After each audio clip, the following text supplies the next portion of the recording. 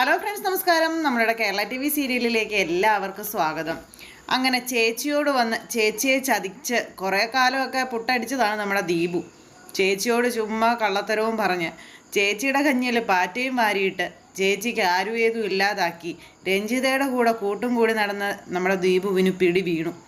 ചേച്ചിയുടെ അരികിൽ വന്നു നിന്ന് ചേച്ചിയോട് നല്ല സ്നേഹമുള്ള അനുജനായി അഭിനയിച്ച് തകർത്തിറങ്ങിപ്പോയ ദീപുവിനെ വഴിയിലിട്ട് പരമശിവൻ പൊക്കി. അങ്ങനെ ദേ പരമശിവൻ കൊണ്ടുപോയി ആരും ഇല്ലാത്തൊരിടത്ത് കൊണ്ടുപോയി, അതായത് ഒരു കെട്ടിടത്തിൽ കൊണ്ടുപോയി വലിച്ചെറിഞ്ഞിട്ട് ശരിക്കും ഉപദ്രവിക്കാനായിട്ടെങ്കിൽ ശ്രമിച്ചു. കാരണം എന്താ? ആ കാശിന് വേണ്ടിയിട്ട്. ഈ സമയത്ത് അച്ഛൻ വരാതെ മകനും ഭർത്താവ് വരാതെ ഭാര്യയും രണ്ടുപേരും ഇങ്ങനെ ആകെ ടെൻഷൻ അടിച്ചിരിക്കുക. സംസാരിച്ചുകൊണ്ടിരിക്കുന്ന കൂട്ടത്തിൽ സുമിത്രയുടെ അടുത്ത് നിന്ന് ഇതുവരെ വന്നിട്ടില്ല എന്നുള്ള കാര്യമാണ് ഇവർക്ക് അറിയത്തുള്ളൂ. അപ്പോൾ ചേച്ചിയോട് അച്ഛനെ ഇങ്ങ് വിടാൻ പറഞ്ഞ് നമ്മുടെ ചിത്ര മകനോട് പറയുന്നതനുസരിച്ച് മകൻ വിളിച്ചു. സംസാരിച്ചത് മതി, അച്ഛനെ ഇങ്ങ് പറഞ്ഞു വിട്ടേക്കാൻ പറഞ്ഞു. അപ്പോൾ അങ്ങനെ പറഞ്ഞപ്പോഴേക്കും അച്ഛനൊക്കെ എപ്പോഴേ പോന്നു എന്ന് സുമിത്ര പറയാം. പോന്നോ? എന്താ മോനെ, എന്തെങ്കിലും പ്രശ്നമുണ്ടോ എന്ന് സുമിത്ര ചോദിച്ചപ്പോൾ അച്ഛൻ ഇതുവരെ ഇവിടെ വന്നിട്ടില്ല ആൻറ്റി എന്ന് പറഞ്ഞു. വന്നിട്ടില്ലേ? ദീപു പിന്നെ എവിടെ പോയി? അവൻ പോന്നിട്ട് കുറേ നേരം ആയതാണല്ലോ. അപ്പോഴേക്ക് സരസ്വതി അമ്മയും അതുപോലെ നമ്മുടെ പൂജയൊക്കെ അങ്ങോട്ടേക്ക് വന്നു. ദീപുങ്ങൾ എത്തിയില്ലേ? ദീപു എത്തിയില്ലേ? അതെവിടെ പോയതാ എന്നൊക്കെ ഇങ്ങനെ അവിടെ നിന്ന് അവർ രണ്ടുപേരും കൂടി ഇങ്ങനെ മനസ്സുകൊണ്ട് ചിന്തിക്കാം. അപ്പോൾ സുമിത്രയാണെങ്കിൽ ഇത്രയും കാര്യങ്ങളൊക്കെ പറഞ്ഞു. അതിനുശേഷം അങ്ങോട്ടും ഇങ്ങോട്ടും കാര്യങ്ങളെല്ലാം സംസാരിച്ചു. അപ്പോൾ ദീപു ഇത്ര നേരത്തിന് മുൻപാണ് അവിടെ നിന്ന് ഇറങ്ങിയത് എന്നുള്ള കാര്യം സുമിത്ര വ്യക്തമായിട്ട് പറഞ്ഞു. അപ്പോൾ സുമിത്ര അത് പറഞ്ഞപ്പോൾ ദീപു ചെല്ലാത്തതിൻ്റെ ആ ഒരു ഇതിൽ അപ്പുവിനും അതുപോലെ തന്നെ ചിത്രയ്ക്കും ആകെ ടെൻഷനായി. അപ്പോൾ ശരി, എന്നാൽ ഞാനൊന്ന് നോക്കട്ടെ എന്നും പറഞ്ഞുകൊണ്ട് അപ്പോൾ ഫോൺ അങ്ങ് കട്ട് ചെയ്തു. അപ്പോൾ ഫോൺ കട്ട് ചെയ്ത് കഴിഞ്ഞപ്പോഴത്തേക്കും ചിത്ര എവിടെ നിന്ന് വെപ്രാളം കയറി ചോദിക്കാൻ തുടങ്ങി. എന്താ മോനെ, എന്തു പറ്റി? ആൻറ്റി എന്താ പറഞ്ഞേ? എന്താന്ന് ചോദിച്ചു. ടെൻഷൻ കയറി തുടങ്ങി ചോദിച്ചു. അന്നേരം ആൻറ്റിയോ പറഞ്ഞത് അച്ഛൻ അവിടെ നിന്ന് കുറേ നേരമായി പോന്നിട്ടാണെന്ന് പറഞ്ഞു. പിന്നെ എന്താ സംഭവിച്ചതെന്ന് അറിയില്ല അമ്മയെന്ന് പറഞ്ഞു. അപ്പോഴേക്കും ചിത്രയ്ക്ക് പേടിയായി. ചിത്ര കരയാൻ തുടങ്ങി. അച്ഛൻ പോന്നിട്ട് കുറേ നേരം ആയെന്നോ? നീ എന്തൊക്കെയായി പറയുന്നത്?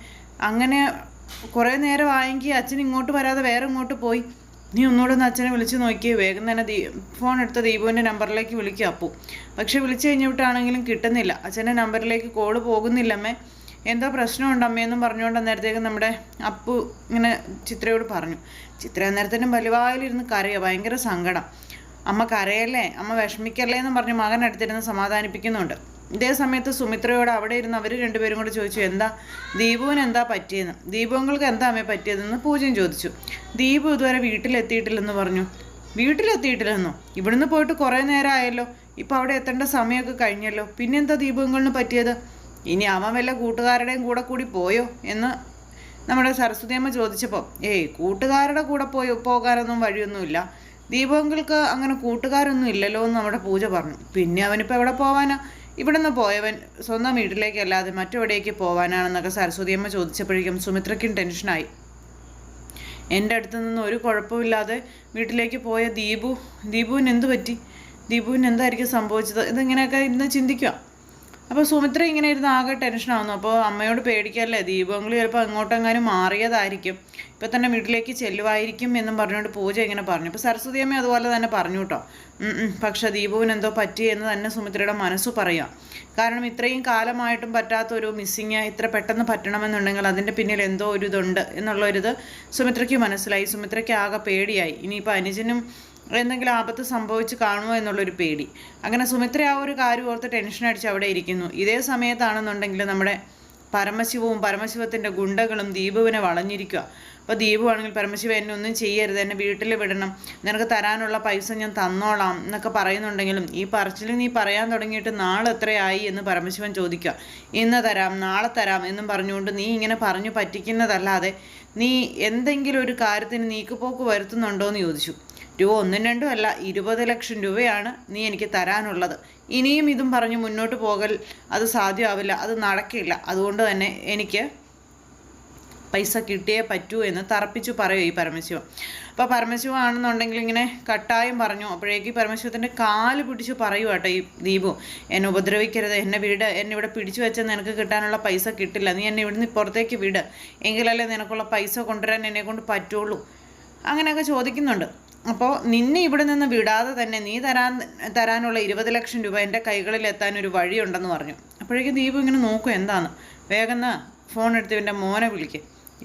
മോനെ വിളിച്ച് അച്ഛന് വേണമെന്നുണ്ടെങ്കിൽ 20 ലക്ഷം രൂപ കയ്യിൽ തരണം എന്ന് നീ അങ്ങ് പറയാൻ പറഞ്ഞു കൂടെയുള്ളവരോട്. അയ്യോ, എൻ്റെ ഭാര്യയോടും മകനോടും ഒന്നും പറയരുത്, അവർക്കിതൊന്നും കേൾക്കാനോ സഹിക്കാനോ ഉള്ള ഒരവസ്ഥയിൽ ഉണ്ടാവില്ല. അവരിപ്പോൾ ഞാൻ മിസ്സിങ് ആണെന്ന് അറിഞ്ഞു കഴിഞ്ഞിട്ടുണ്ടെങ്കിൽ ആകെ തകർന്നു പോകും, ചതിക്കരുത് എന്നൊക്കെ പറഞ്ഞുകൊണ്ട് ഇങ്ങനെ പരമശിവത്തിൻ്റെ കാല് പിടിക്കാം. അപ്പോഴത്തേക്കും പരമശിവൻ കാലൊക്കെ തട്ടി ദീപുവിനെ എടുത്തിട്ട് പെരുമാറുക കേട്ടോ.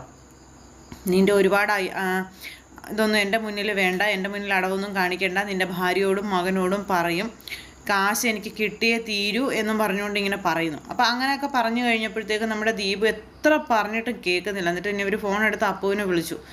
അപ്പുവിനെ വിളിച്ചു കഴിഞ്ഞപ്പോൾ അപ്പു കോൾ എടുത്തു. ഹലോ എന്ന് വെച്ചപ്പോഴേക്കും അച്ഛൻ്റെ കാര്യങ്ങളെല്ലാം നമ്മുടെ പരമശിവം അങ്ങ് പറയുക.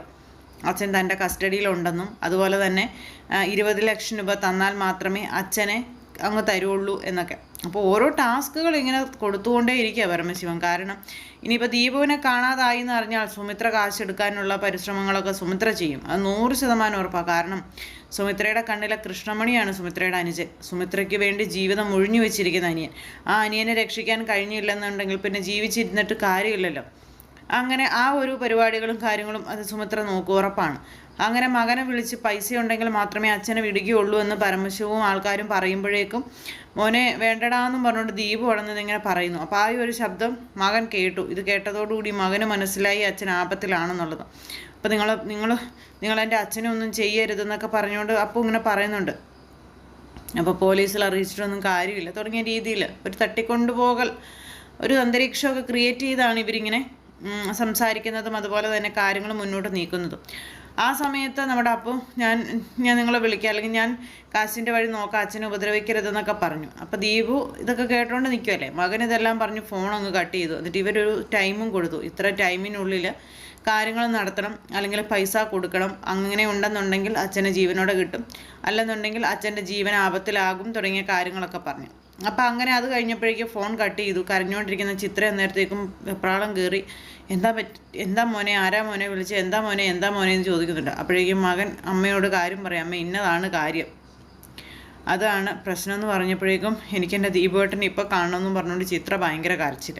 അപ്പോൾ എന്തായാലും കൊടുത്താൽ പണി കൊല്ലത്തും കിട്ടുമെന്ന് പറയുന്നത് പോലെ പണ്ടൊക്കെ പിന്നെയാണെങ്കിൽ ഇപ്പോൾ സ്പോട്ടിൽ ദൈവം പണി കൊടുക്കാൻ തുടങ്ങി. ദീപുവിനും അതുപോലെ തന്നെ പരമശിവത്തിൻ്റെ രൂപത്തിൽ പണി കിട്ടാൻ തുടങ്ങിക്കഴിഞ്ഞു. അപ്പോൾ അത്തരത്തിലുള്ള ഒരു വിശേഷങ്ങളും കാര്യങ്ങളും ഒക്കെ ആയിട്ട് സൂപ്പർ ഹിറ്റ് കഥയുമായിട്ട് നാളത്തെ നമ്മുടെ വിശേഷം വരുന്നുണ്ട്. അപ്പോൾ എല്ലാവരും കാത്തിരുന്ന് കാണണം, ആരും തന്നെ മിസ് ചെയ്ത് കളയരുത്. എല്ലാവർക്കും നല്ലൊരു ദിവസം ആശംസിക്കുകയാണ്. എല്ലാവരുടെയും സപ്പോർട്ടിനും സ്നേഹത്തിനും ഒത്തിരി നന്ദി അറിയിക്കുന്നു. സൂപ്പർ ഹിറ്റ് കഥയുമായി കാണുന്നത് വരെ എല്ലാവർക്കും നന്ദി. അതോടൊപ്പം നമ്മുടെ ചാനൽ ആദ്യമായിട്ട് കാണുന്നവരുണ്ടെങ്കിൽ ഒന്ന് സബ്സ്ക്രൈബ് ചെയ്യണം കേട്ടോ. തൊട്ടടുത്ത് കാണുന്ന ബെൽ ബട്ടൺ അമർത്തി കഴിഞ്ഞിട്ടുണ്ടെങ്കിൽ നമ്മുടെ വീഡിയോസ് എളുപ്പത്തിൽ കാണാൻ കഴിയുന്നതായിരിക്കും. ഒരിക്കൽ കൂടി എല്ലാവരോടും ഹൃദയത്തിൻ്റെ ഭാഷയിൽ നന്ദി അറിയിച്ചുകൊണ്ട് നിർത്തുന്നു. Thank you. See again. Take care. Bye bye. Good night.